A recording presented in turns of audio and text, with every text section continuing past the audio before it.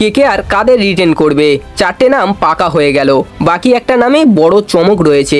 বিস্তারিত আরও চমক দেখতে হলে ভিডিওটি সম্পূর্ণ দেখুন এবং এই ধরনের ক্রিকেট নিউজ সবার আগে পাওয়ার জন্য চ্যানেলটিকে অবশ্যই সাবস্ক্রাইব করে দিন।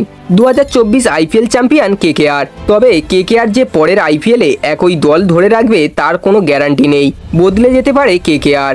চলতি বছরের শেষে পরের আইপিএলের মেগা নিলাম, 10টি ফ্র্যাঞ্চাইজি কোমর বেঁধে নেমে পড়বে নতুন করে দল সাজাতে। আইপিএলের মেগা নিলামে কিছু ক্রিকেটারকে ধরে রাখা যায় আর কয়েকজনকে ছেড়ে দিতে হয়, ফলে ফ্র্যাঞ্চাইজিগুলি নতুন করে দল সাজানোর সুযোগ পায়। 17তম আইপিএলের চ্যাম্পিয়ন কলকাতা নাইট রাইডার্স তাদের ক্যাপ্টেন শ্রেয়াস আইয়ারকে রিটেন করবে কিনা তা নিশ্চিত নয়। 4জন ক্রিকেটারকে ধরে রাখতে পারে কেকেআর, জানা যাচ্ছে এমনটাই।